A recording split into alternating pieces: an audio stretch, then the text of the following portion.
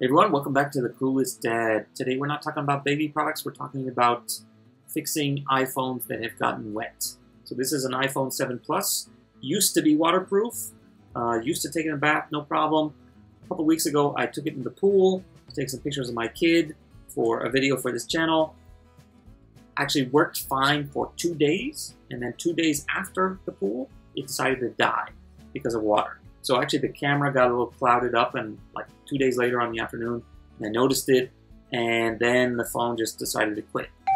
And I did the whole thing with putting it in the bag of rice and all that for like a week, and then try to charge it, and it would just go in this endless loop where it would start booting up and then die, and if you took the plug out, it said like, please charge it, and so nothing was happening, you know. So I was like getting pretty desperate because I had not backed up my photos in quite a while. So I was trying to figure out what to do, and of course, because I live in Hong Kong, I have the luxury and the ability to go to a place called Mongkok. Mongkok is an electronics and cheap shopping kind of heaven in Hong Kong. It's like literally the most densely populated place on earth as far as like people per square kilometer in that neighborhood. Super crowded, people, you know, climbing all over each other. Lots and lots of shops. They have a whole mall just focused on mobile phones. So whatever you want, any kind of accessory, any model, even old phones, and they have lots of repair guys. So a couple of years ago, I got my iPhone 4 fixed by one of these repair dudes, and he charged me like 20 bucks and took him 10 minutes to fix the screen off button. And so I was like, okay, this is my only chance. I gotta go to Mongkok, try to get one of those guys to fix this phone. So I went up to this one guy in the upstairs, and he looked at my phone, and he actually plugged it in to see how much current it was drawing, and he's like, we gotta go to another shop. So he actually walked me downstairs. I usually avoid the downstairs guys because they're more expensive, and they're basically just trying to rip people off. And he took me to the outside, which I also ignored. And there was one repair shop there, which he was like, basically talked to the guys, said, hey, this guy's phone got wet, and can you fix it? And they're all speaking Cantonese, but I can understand enough to follow. So the one guy basically started like taking it apart, and then the other guy who ran that shop, who's kind of the boss, who could speak English, was like, first thing out of his mouth was like, toilet? Like, literally he asked me basically, was it toilet water, or was it like, what kind of water was it? I said, no, swimming pool, don't worry. Because I guess they've done it enough times, they know, okay, there might be like pool water inside of the phone. So anyway, they cracked it open, you know, they took the little screws out, got the plastic shim, popped it open, and turns out there was quite a lot of water still inside, even after a week, even after the rice and all that stuff. So they took a hairdryer, blew it out, and then they started poking around, and they started checking connections, and the guy said, it's not looking good. We might not be able to save it. And I was like, please, not literally, but basically, oh, you know, you sure you can't? You know, I really want to be able to get the photos off of there. Can you swap out the motherboard? Can you take the memory card from this one and put it into a different phone or something like that? And the guy's like, okay, fine. Let's check. Let me check some more. And they put it out underneath this microscope, and they start checking the connections. And despite previously saying that it was not savable, they actually got it turned on. And they're like, okay, closed it back up. They're like, okay, put your code in. Let's check it. And so the second that it started accepting my security code, I knew that, you know, the brains were still working. And then it literally booted up to the regular screen, and I was like, oh my god. So anyway, I was super happy because I've got pictures of my kids in here and stuff like that I wanted to save. So they got it working. They're like, okay, well, we need to make sure that it's charging and all this other stuff. And so ultimately, turns out pretty much everything up here and up here is dead. So the cameras just don't work. And actually, before they put it all back together, they actually got one of the cameras to work. If it was like in time-lapse mode, if they switch it to time-lapse mode on like the 2X camera or something like that, one of them worked. One of these worked. But somehow now it doesn't work. So I think they just unplugged the whole thing. And so the front-facing camera doesn't work, the rear-facing camera doesn't work, the LED doesn't work.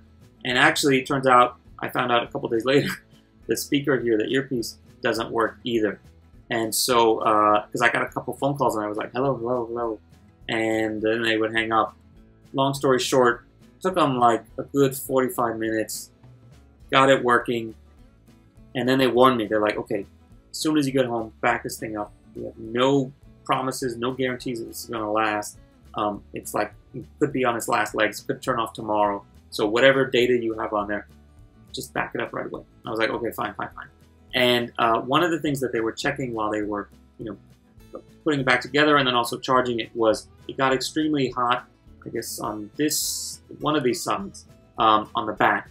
And that's where basically the battery connects to the motherboard or the charging circuitry or whatever. And so that was the thing that they were most worried about. Was basically that thing was heating up, so there's maybe some short circuits in there or something like that. So something is on the fritz there or quick to die. So that was the thing that they were concerned about, and they're like, okay, just be careful because it's getting hot, which means it's not in good shape. So I might have a potential Samsung situation here. But anyway, just super happy that they got it working. I'm like, okay, we back it up. Don't worry about that. And then we actually got to the price. This was actually also a surprise. The guy upstairs, when he was checking it, he was like, I asked him how much it's going to cost to fix. He said 700 Hong Kong. 700 Hong Kong dollars is about 90 US, 90 something US, which, is a lot, but, this phone is worth a couple, maybe 500 bucks now, even. This is like the 256 gigabyte version. Even with the no cameras, it's still worth a decent amount of money. And more important than that, the pictures are worth quite a lot, right? So I was like, okay, whatever, $700, I'm going to pay. The guys downstairs, when it came down time for me to pay, they said, how much did he quote? I said, oh, 700. No point in lying about it, right? So they said, oh, 500 is enough, right? Even though I basically wasted like an hour of their time. And, one guy was sort of goofing off and chatting and sort of talking to other customers. But the main guy who was fixing my phone was literally like, devoted to this thing for an hour, and they basically gave me a discount. So that was actually really cool. So not only did I get my phone and get my pictures, and I can still use the phone, but I didn't have to pay 90 bucks. I only paid about 60 bucks. So that's actually pretty cool. So I want to strongly recommend this particular shop if you're in the similar situation. So it's in the Sin Tat Plaza in Mongkok. It's on Argyle Street. It's basically like a block away from one of the MTR exits. Just look for the Argyle Street exit. And this is actually on the outside, on the west side, so the side closest to Nathan Road, not on Argyle Street, but perpendicular street, the side street with all the minibuses. Can't miss it. And you, of course, can see the pictures I took to sort of recognize it. So, tell them the Clueless dad sent you. Actually, you don't need to tell them that because they won't know who I am. Even if you showed them this video, they probably still don't give a crap who I am. But anyway, just tell them like, oh, you totally saved this guy's bacon, and so he put up a YouTube video, and I'm the one, I'm a referral from that guy. If you guys have any questions or comments, or you've been in a similar situation, please leave a comment below. Let me know what you think. If you need any help, I'll try my best to help. Let's see how this thing goes. I'm just trying to hold out until the iPhone 9 or iPhone 10 Plus or whatever comes out. Should be only another month and a half, hopefully, at least before they announce it. Who knows when I can actually get one in my hands. But yeah, so that's how you can save an iPhone when it gets wet. Apparently the rice works for some people, but not for me. If it really gets screwed, just actually don't even wait. Just take it to the repair shop like immediately. Because that was one of the things they also asked, like, how many days has it been? I said, well, I don't know, it's been like a week.